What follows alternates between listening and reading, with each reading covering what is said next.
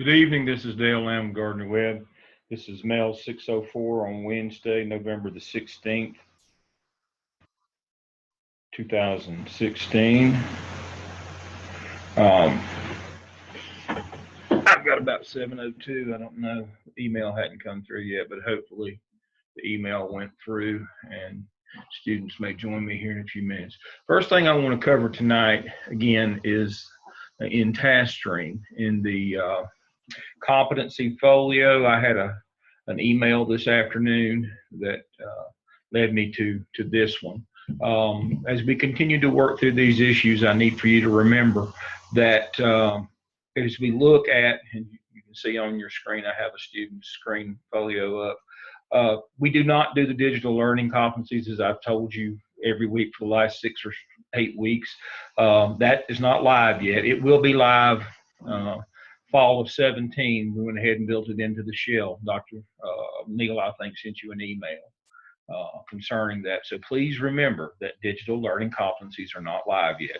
And professional dispositions, that's for students who were new in 601 this semester. That's not for you either. We had to put these things in there.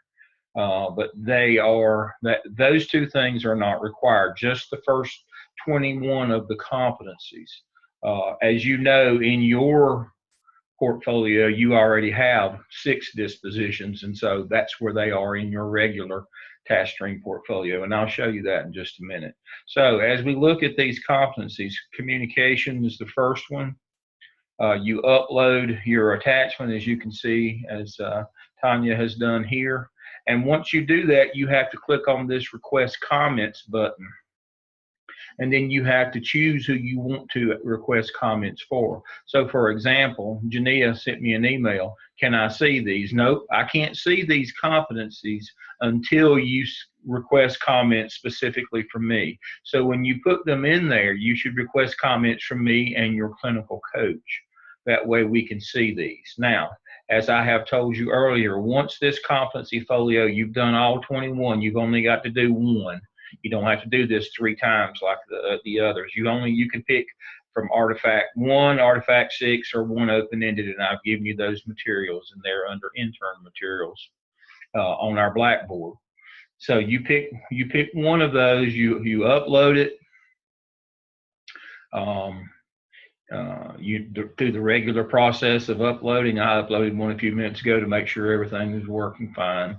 If you're having problems with uploading, email me and I will show you how to do that. I may do it in a few minutes anyway, just to show you how. And so, no, I won't do that. If you have problems with that, let me know. But you put one in and then you request comments. You upload it using these buttons down here at the bottom, just like you upload your evidence artifact components.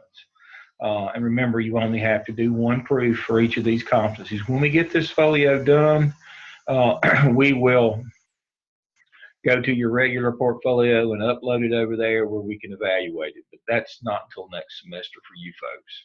So that's not available yet, but it will be.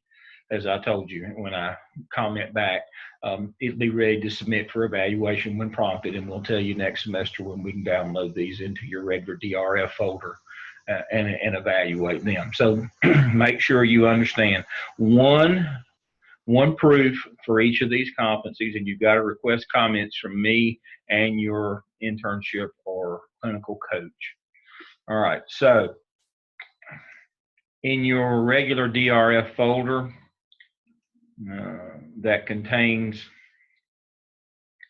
all of your evidence artifact components. As you can see, you have 5 dispositions already, so that's why we don't do the disposition folder. The competencies won't be required until 17, so that's why we don't, the digital learning competencies, so that's why we don't do the last 2 on that folio I just showed you. So make sure that you're getting your dispositions done. You can do these at any time. You're in semester 4. You should have semester 1, both of them, and both of semester 3 done by now.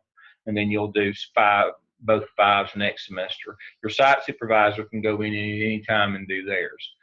Please remember that your clinical coach cannot do theirs. These 6 university dispositions, You do yours, and then your clinical coach can do theirs. They can't do theirs until you do yours. Now, your site supervisor can do theirs at any time, but not your clinical coach. So you need to go in and make sure that you've got dispositions, one, both of them, and three, both of them done at this time. Please remember that even though the 400-hour log requirement is no longer there, you're going to have to upload yours at the end anyway, and you need that for your certification and competency meeting with your principal to show them, especially if you've moved or they've moved, that you have done that 400 hours, because they're still going to have to do competency, and your clinical coach is going to do competency based on that competency folio. So they'll upload it and grade it next semester. All right, so that should cover all the issues that we've had this week with TaskStream in terms of the competency folio. Again, if there are any questions, let me know, and I'll Zoom with you individually. I did that with Joe this week, or I can send you an email, or I can make a video and send it to you. All right, so let me log out of time. Thanks to Tanya for sharing this with me so I can share it with you. She's doing an excellent job with her portfolio. No, I will submit later. Okay, we're out of that. All right. So let's see where we are on our weekly schedule.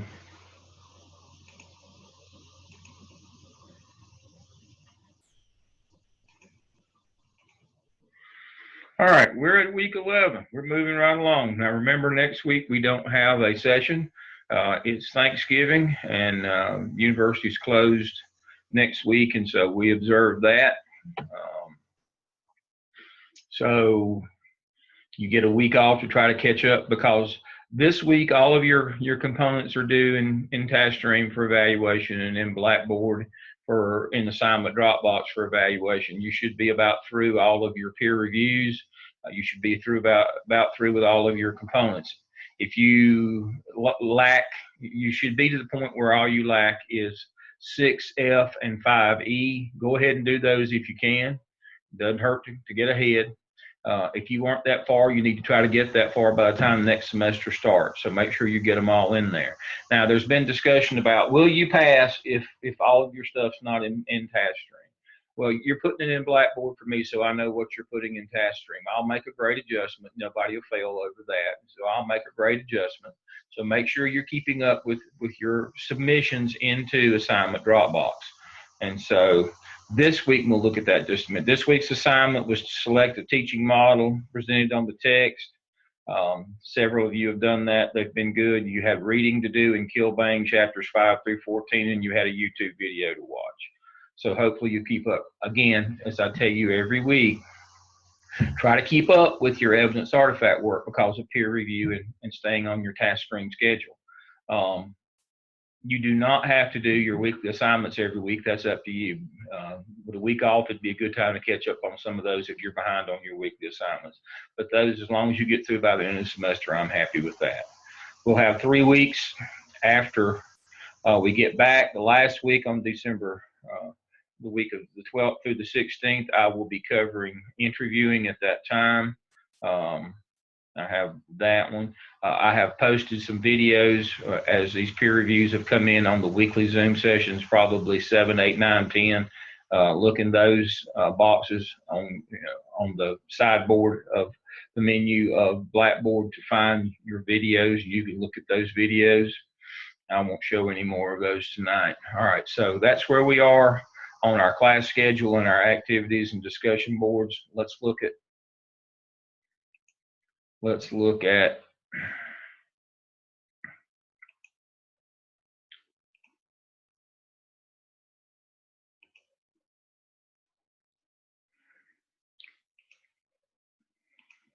right. Let's look at assignment Dropbox. And you can see the things that you were supposed to drop in there. The very same things you were to put into TaskStream this semester.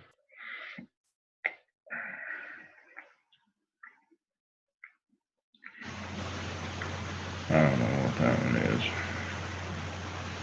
Now, who put that in? I'll take that out.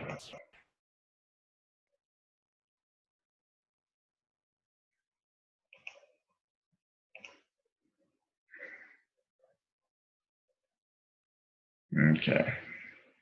Y'all probably couldn't see that anyway. So there are your assignment Dropbox. It's just the things that you put into TaskStream along with your peer reviews. And I grade those. I go to Grade Center and grade those over here. So make sure those are in there. Discussion board.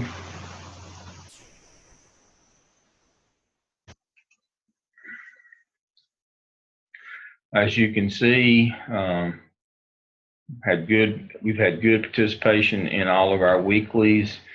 We've had excellent participation in our peer reviews and our uploading of actual documents to be reviewed. So I'm very pleased with that. As you can see, we've got some people who've already gotten through week 11 assignment, 3 of them, and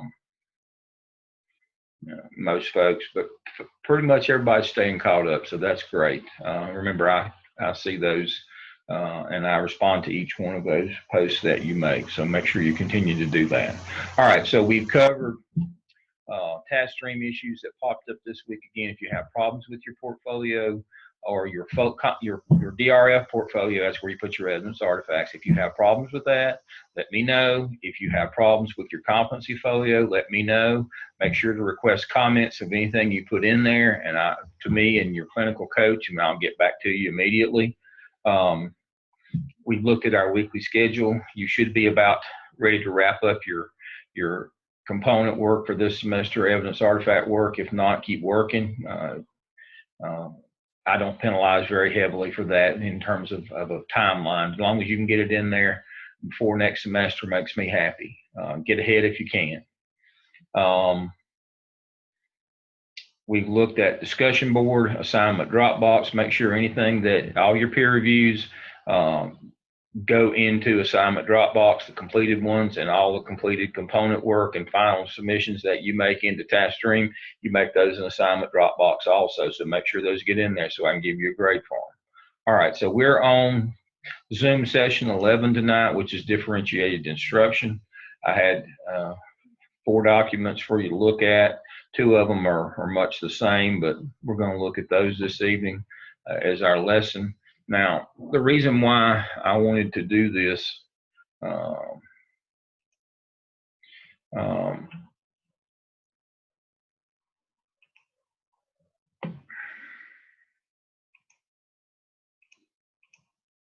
what is differentiated instruction? Well, I've talked to you about EVOS. EVOS is the accountability model that we're moving to in North Carolina, or have moved to as we fully implement. And the heart of EVOS is that every student has a projected growth score that they have to make to show a year's growth. And so we're trying to individualize this accountability process, not just large groups. Does the group do well? Well, we're looking at individuals now. Do individuals make growth? How well is a particular child doing? Well, the heart of that is best practices, but the heart, the inside of that is we have to differentiate instruction for all students, and that's where the best practices come in, because it gives you a variety of methods to try to reach every child. And so differentiated instruction is the heart of EVOS in terms of we've got to individualize for students and differentiate instruction for smaller groups in order for all kids to make their growth. And so differentiation means tailoring instruction to meet individual needs. You can differentiate content, you can process. Process is where the 9 high yield strategies come in. You differentiate the process. You might use cooperative learning with one group, and you might use something else with a questioning and cluing with another. Products are what students have to produce, and that's where non-traditional scoring rubrics come in, because you might have one group write a paper, you might have one do a radio broadcast. I mean, there's a myriad of things that can be done. So you can differentiate content, process, products, or the learning environment. Now, there was a time back in the early 90s that we really got into learning styles. Done and Done, they were professors husband and wife team, and they got really into the learning environment. It's called Learning Styles. They copyrighted it and they sold it to school districts. And one of the things that you learned is different kids learn different ways. Not every kid learns sitting at a desk in a row. So we tried to find out what kind of learners students were and try to design a learning environment that best fit them. Excuse me. And so that's part of it too, is how you arrange your room or how you arrange the seating and those kinds of things. The biggest thing is you have to be flexible and try to find what works for students. All right. Everybody knows content, process, product, learning environment. Content's what you need to learn. Process is how you learn. Now, one of the things that you need to understand as an administrator, we're mostly focused, administrators are mostly, and we have to try to get teachers mostly focused on process. Content is usually decided for us. As I've told you in the past, basic education plan was passed in 1984.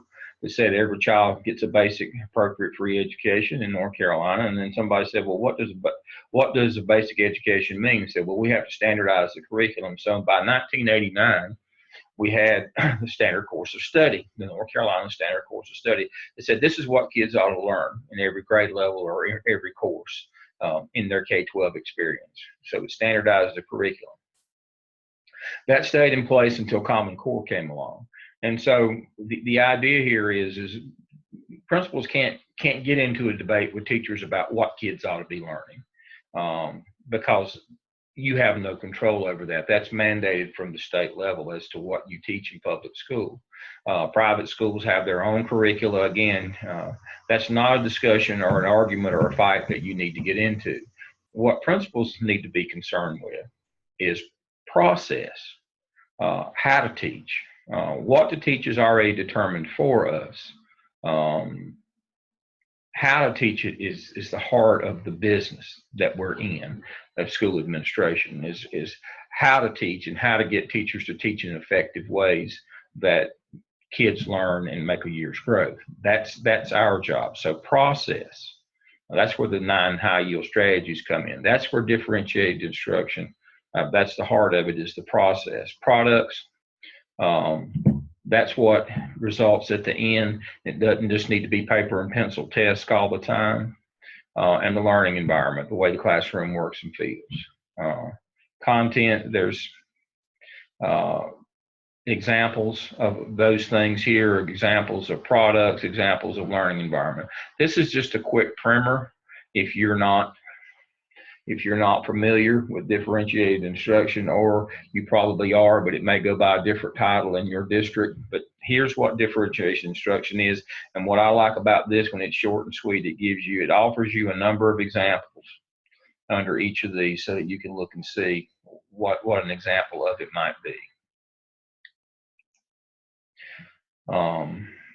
The other document that we have here,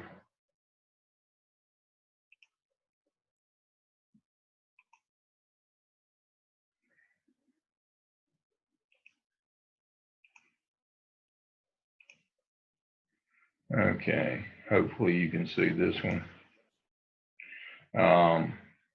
Gives a little background, more the philosophy behind it, the research that speaks to its effectiveness, and has some big ideas. It's basically the same. It contains the same information as the previous document, but this is the long form. The other one was the quick and dirty. This one speaks to the research, the outcomes. It speaks to its effectiveness. Goes a little bit deeper into the reasons why you do these things. The first document was just do this. This is what you do. This one is a little more in depth, and so again, it's on this week's Zoom session 11. It's on our board in Blackboard there. All right, I have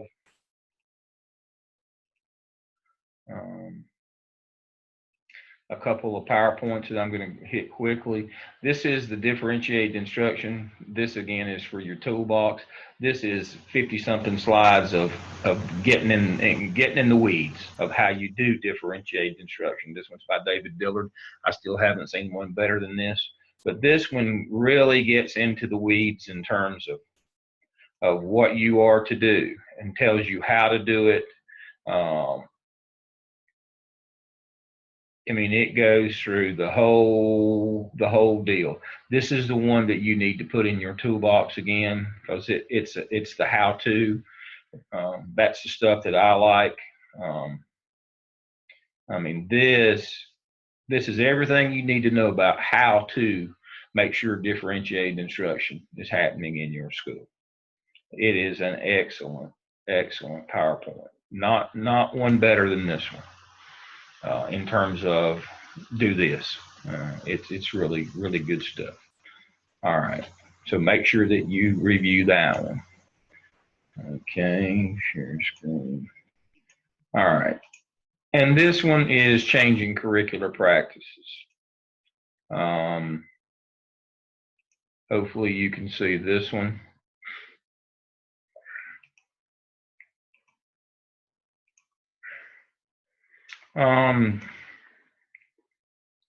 And this one just speaks to these two differing philosophies of education. Educare means to train or mold. Educere means to lead out. So let's look quite different. One is rote and recall, just memorizing stuff, passing on the culture, knowledge of your heritage and your country, your state, your region. The other is teaching kids to think. We have decidedly gone toward teaching kids to think with 21st century skills. However, we still test kids on what they've memorized, for the most part on standardized tests. Some of the tests are being designed to see how well kids think and can figure things out. But these are the two divergent philosophies, and somehow we have to put these two together as principles. You don't want your teachers just doing worksheets and skill and drill all the time for the test. You need for them to be teaching kids how to think, because many of the tests are evolving now, that kids have to demonstrate that they can think. And as we incorporate 21st century skills and create future ready students in North Carolina, the ability to think and problem solve and work together in groups is highly prized. We're trying to figure out ways, and even in North Carolina, to test that. And so this is an excellent PowerPoint that speaks to those, that speaks to those. One calls for rote memorization, becoming good workers. The other requires questioning, thinking, and creating, and we expect schools to fulfill both. We're really pushing the thinking, the higher order thinking skills, like from Bloom's taxonomy, but we still have some where we're mired in rote and recall. So there is a need for balance. I think we do. We have to avoid extremes.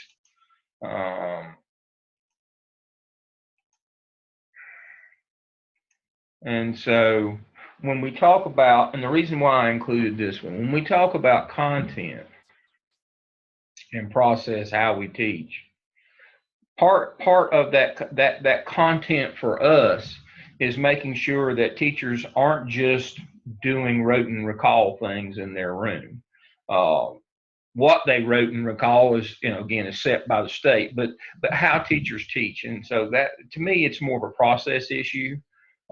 Questioning and cluing leads us to higher order skills and synthesis and evaluation, those kinds of things. So this is a good slideshow that speaks to the difference in the two divergent philosophies and how we have to put them together, and that as principals in our buildings, we have to make sure that our teachers are not just doing skill and grill and wearing out the copy machine, making out worksheets. That's part of that, that's again to the process of how we teach. But it's more than just that. It's making sure that no matter, even if we're teaching things that kids just have to memorize, like the multiplication tables, that we go beyond just the rote memorization and we have them think and how to apply those skills, or maybe in a group or in practical situations. We can't just stop always with just the skill and drill, the rote and recall kind of things. So again, tonight is about differentiated instruction. And I've got these 4 things.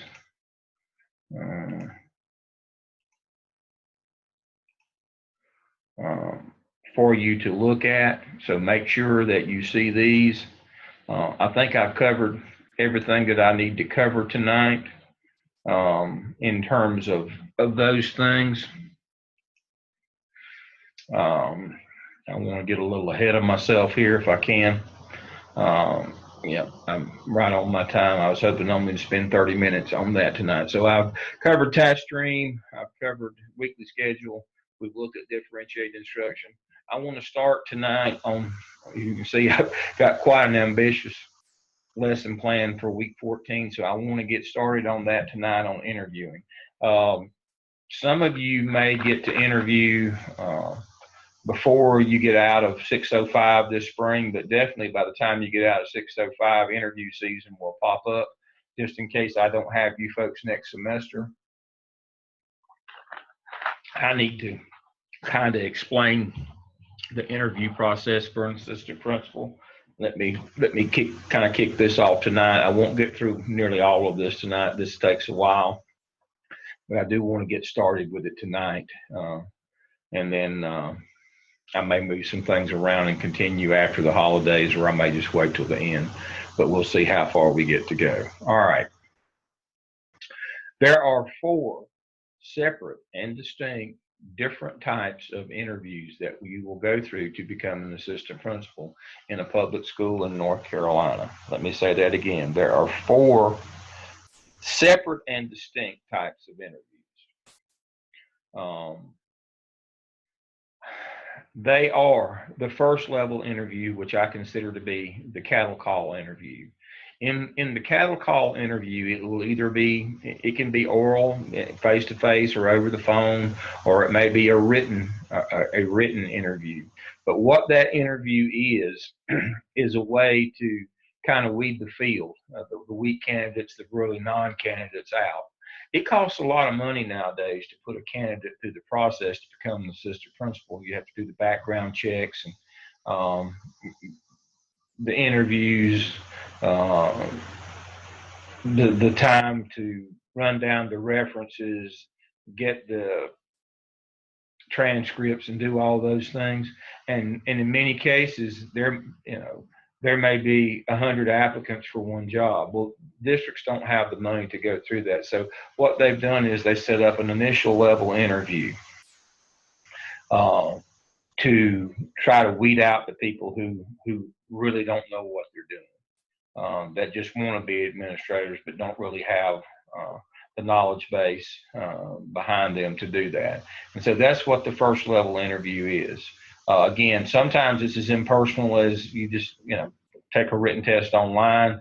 I know in Winston-Salem, this past spring, you went to a designated location. They just handed you the paper and sent you off to the room to work through the test. Some districts like Charlotte-Mecklenburg have used one-on-one interviewers, and sometimes it was just over the phone. Now they've done it where it's in a product like Zoom, where they do the same interview, but it's doing just like we're doing tonight, where it would be a video Zoom. We would be FaceTiming at the same time over our laptops, and the person would be live on the other end that would be asking you the questions. And I will go through the kind of questions they're going to ask you. I'll do that later. All right. So the first written interview, if it's written, I think I have an example of what a written interview might be. This is one where they just hand it to you. and you go to a room or you're in a room and you just start to work on it. So here's what a first written interview might look like. All right, they give you scenarios. In this one, again, this can be found under Zoom session 14. This is the first written interview. So if this is one like they would put you in a room or you'd be in a room and they just hand you this. There's nobody there to answer any questions or give you any clarifications or any of that. They give you this and you have to work through it. It has the instructions on it. This one has 21 simulations on it that you have to work through. Now, there's always a secret to these things. Now, what they ask you do is that you when you read these. This is emails. The principal, he's new to the job, and his emails are backed up because he was late getting there due to a problem, a family matter, or whatever. And so he's got 21 emails he's got to sort through immediately. So, first task that they have you do is determine.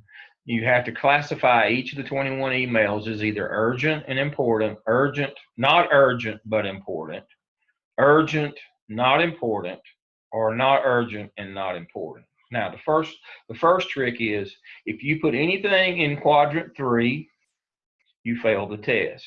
No matter how good your rationales are, or what action you're going to take, and you give a good reason. If you classify anything as quadrant 3, you're done.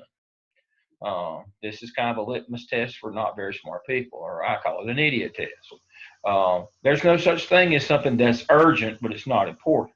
Think about it rationally. There's no such thing as something that's urgent. Oh, I got to handle this right now, but it's not important. And so if you have anything in quadrant 3, that's the first thing they'll look to check. If you put any of these 21 in quadrant 3, then you're done. You're not a rational thinker. We're not interested in you. You don't have what it takes to make the cut administratively. That's harsh, but that's the reality of life. All right, so each of these 21 emails, you have to tell what action you would take and what reason you would take it. Based on law, policy, best practices. For an example,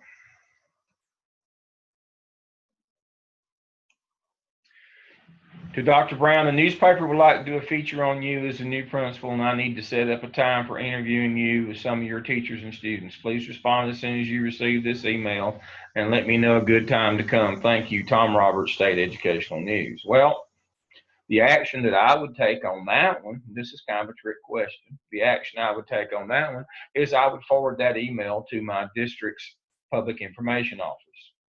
And the reason why is every district in this state has a hard and fast rule that no administrator speaks to the newspaper extemporaneously or off the cuff, or allows them to come in and interview you without going through the public information office.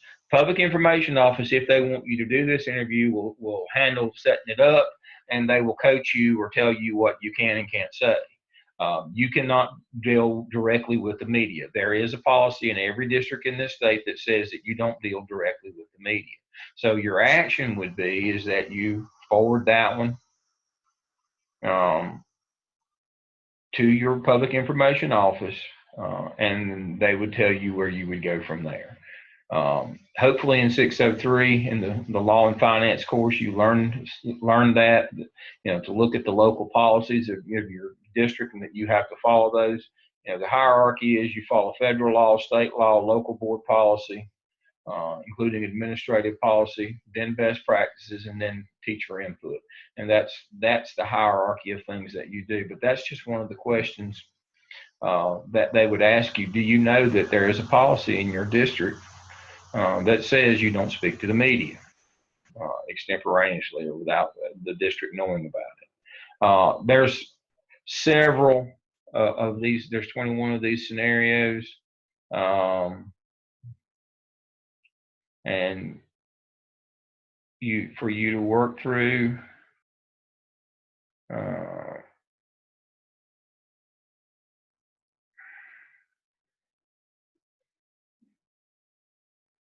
All right. Here's another one that's kind of a trick question. Dr. Brown, we may have to shut off the water for a short period of time during the first week of school to repair the main boiler. I know this is a bad time to be shutting off the water, and we hope it won't be necessary. Sam and I are trying to get the thing fixed ourselves, but we have to call upstate to see if we can get it done. They can't get here until the week after Labor Day weekend, and even that is uncertain. I'm trying to get them to come tonight. I'll get back to you if anything changes. Al, head custodian. Well, this one is urgent and it is important. But the thing to remember here is that Al shouldn't be making that decision. You can't shut school down. You can't cut the water off. That's not a building level decision. Students can't be there per the health department if there is no water, and you can't shut one school down and not others. And so that one will, Al is going to have to secede the authority on that one, or the delegation back to you, and you'll have to handle that, and along with the district's public works or operations department. They should be handling not Al the custodian. Even in a small district, you can't close school, you can't turn the water off for kids in school. That kind of stuff. I mean, just rational thinking kind of things.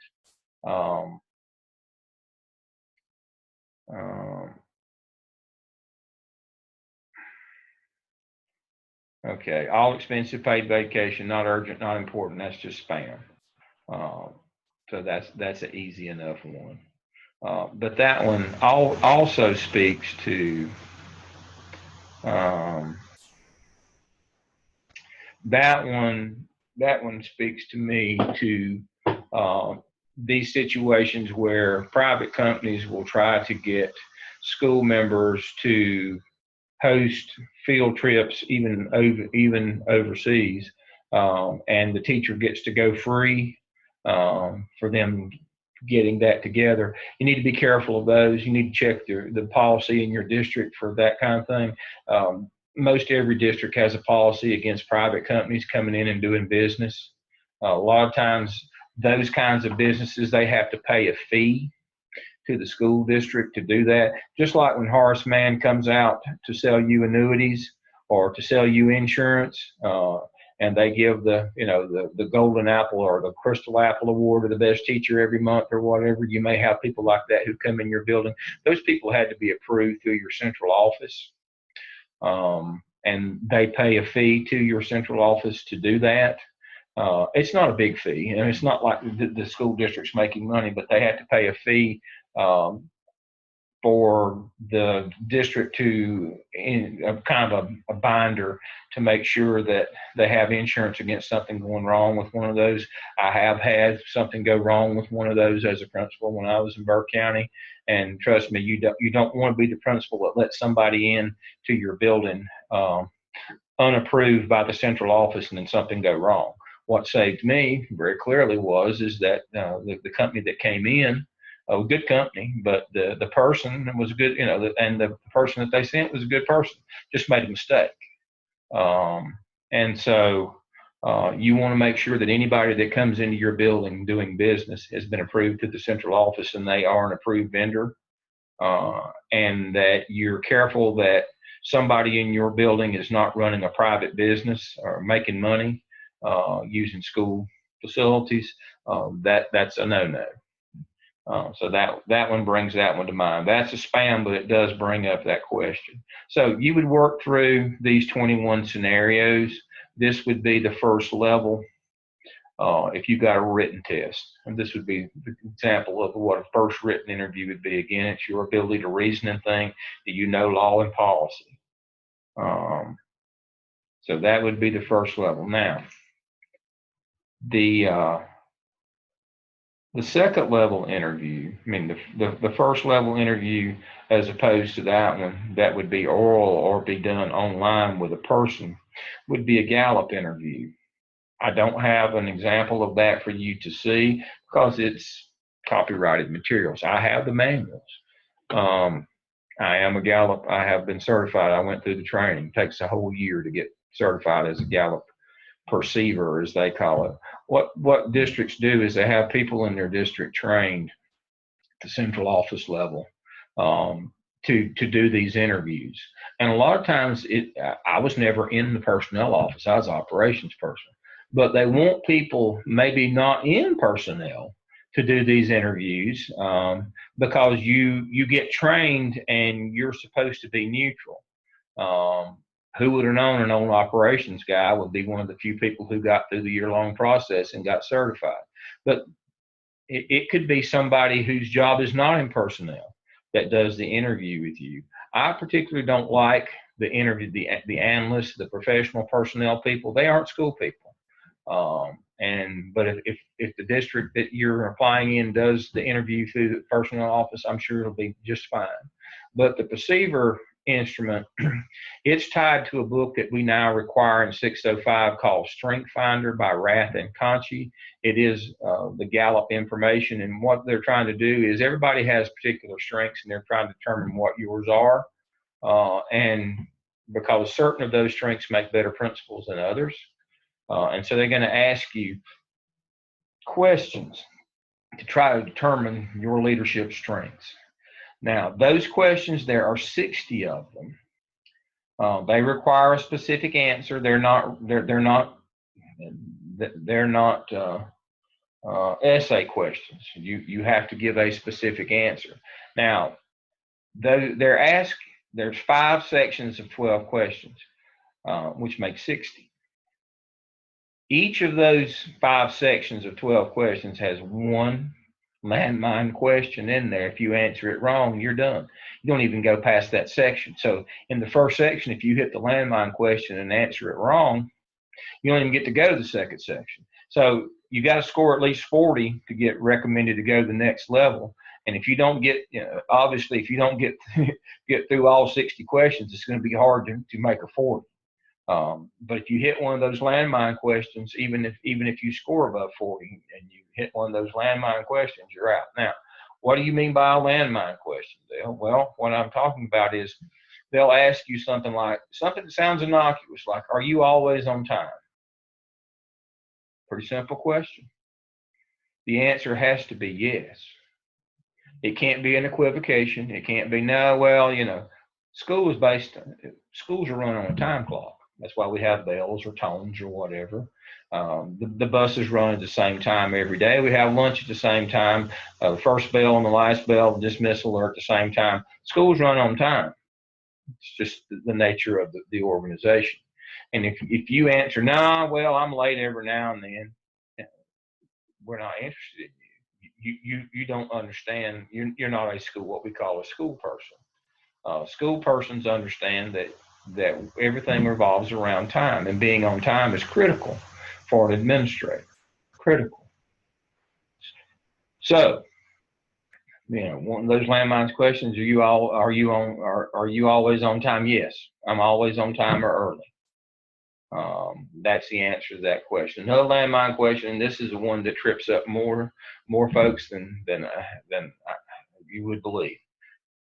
If it paid the same, would you prefer to be a teacher working with students or an administrator working with adults? If it paid the same, which would you prefer? If you answer teacher working with kids, you're done. You're not interviewing for a teaching job. You're interviewing for an administrative job. Who do administrators work with? They work with adults. You work for kids, but you work with adults. And if you say, "Oh man, I really like working with kids. I just want to be an administrator because advance my career, get paid more," we're not interested. Your answer has to be, "I want to work with adults." Even if it paid the same, that has to be your answer. So those are the kind of landmine questions that they would have. I'll go over this one, and I'll spend more time on this one when we get to week 14. I'm trying to monitor my time tonight. I want to cover a couple more things. So that's the first level interview. If you don't get through that, none of the others matter. You've got to, again, there's going to be landmine questions or scenarios in either of those that disqualify you, and your overall score may disqualify you from going further.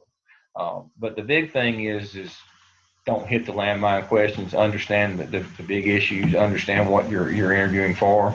And to that end, here are the second level interview will be a group interview. And so I want to hit that one tonight and probably wrap up with that one. The second level interview is a group interview. And what I've done is I have a PowerPoint here. Hopefully it'll pop up.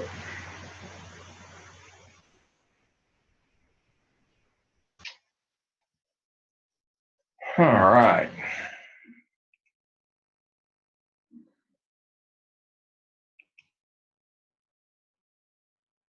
And there it is. All right. Now, the trick on this one is a group interview has lay people and non-administrators making up the group. You may have teachers. You may have an assistant principal there to kind of moderate the group, but they generally don't ask questions. The questions will come from teachers, parents, community members, and if it's a secondary school, it may even come from a student. So let me remind you again. Here's your stakeholder group that will be there. Be teachers, community members, parents, and students. Be moderated generally by an assistant principal or maybe even a staffer from human resources. The thing to remember is these people are not educational administrators. The task here is to figure out a way to speak to these people in a language that they can understand. When you get to the third level, the principal interview, you can use all the jargon and acronyms, EVOS, SLOs, or, M-class data. You can use all those terms you want to with the principal because they get it. You're speaking to a fellow administrator. But when you're doing your group interview, your challenge is to say the right things, but in a way that the people who are asking the questions understand. Let me give you an example. Briefly describe what you perceive to be your leadership style. You can't say, well, Hershey and Blanchard, I'm a 3 or 4, or I'm transformational. What you have to do is, these are the look fors. These are the terms that you have to use. Child-centered, focus on issues, avoiding personal conflict, courteous, respectful, willing to learn. These are all examples of a participatory leader. Or if we were doing, Lewin's leadership style, this would be participatory or shared governance or shared leadership or transformational. These are all terms that come from that school of leadership theory. But you can't use that leadership theory. You have to be able to break that down for this group of lay people for them to understand. Assessment-driven instruction. This, you've got to say things like data analysis, willing to plan collaboratively, development of teaching strategies based on needs of students. That's differentiated instruction, and that's PLCs. So instead of saying, well, I'll just use PLCs, they may not know what PLCs are. The parents or the community members, kids may not know what differentiated instruction is. Development of teaching strategies based on needs of students, that's differentiated instruction. So the trick here is to find a way to take all these things that you've learned and their names and jargon that you learn, and the administrative ease, the language that we speak as administrators, and convert that into the language of the layperson. That's going to be your challenge when you do your group interview. You have to speak to them in terms that they understand, remembering that they are not administrative professionals as you seek to be. And so what I've done for each of these, instructional practices, instead of saying I'd like to see Marzano's 9, you'd say best practices. They don't know what Marzano's 9 is. Effective use of resources and engagement. Again, they don't understand that these are all part and parcel of Marzano's 9 high-yield strategies. You have to break it down for them. So that's what this PowerPoint does. It breaks down all of the education ease. You'll get these standardized questions. And Instead of saying relationship orientation, this is what would be an example of a relationship orientation with a teacher who's having difficulty. All right, so this is the second round of interviews, the group interview. All right. Let me get out of that one. And I want to go to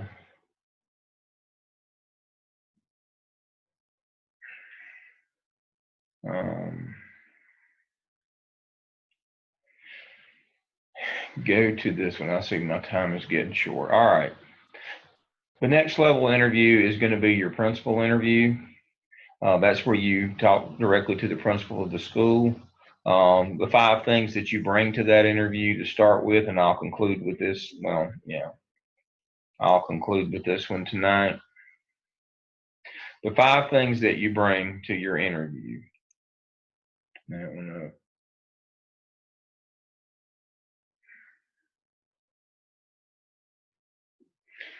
All right, a current resume, make sure it's just 2 pages with references. You don't want it to be a book. If you have questions about what it should look like, send me something and I'll show you. A cover letter, you need a cover letter on top of it. So the current resume itself is 2 pages with a cover letter on top of it. Your references should be on the second page of your regular of the 2-page resume. Make sure they're current. A strategic plan.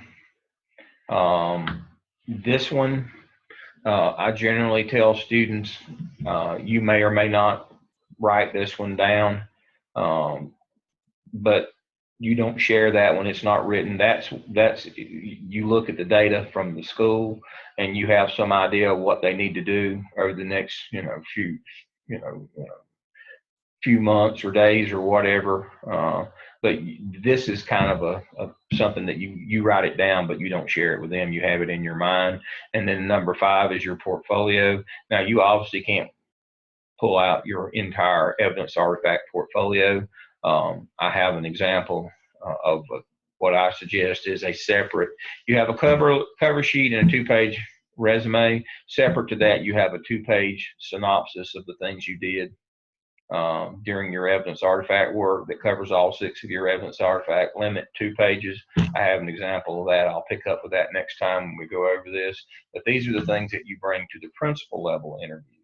Again, you bring a 2-page synopsis of what you did with your evidence artifact for each of those. You have in mind, and you can write it down, a strategic plan based on the report card of the school where you're going to interview with that principal. You have your references on your 2-page resume. You have a cover letter, and your resume should not be longer than 2 pages, including references. Now, make sure there's no gaps. I had a young lady send me one recently, and she had a lot of gaps in terms of, she would have a gap of a year or 2 or 3 or 4. I think she had about I want to say about an 18-year career post-college. She's about 40 years old, and she had gaps in there when her and her husband would be traveling around, and she might be out of work for a while, or she might be working, a temp job somewhere like a restaurant or something like that. And I told her, fill it all in. We want to know from high school what you've been doing. After high school, I went to college here, or I went in the military, or I went to work and then went to college later. From high school, from the age of 18, we want to know what you've been doing, and we don't want to see any gaps. We don't want to find out you were in prison a couple of years. So no gaps. Make sure that your resume is chronological. You can summarize your education, what you got, and work experience, but make sure it's chronological so that we see that there's no gaps, that all of your time is accounted for. It's no shame that you were a waitress for a year or something like that, or a waiter. It's no big deal. What's a bigger deal is you've got gaps in there that you might have been in an insane asylum or might have been in the joint during that time. That's what we worry about. when we look at resumes. All right. So I'll pick back up here when next we start working on this, and I will share more about the Gallup interview in the next session. I see my time is up. It's about 8 o'clock.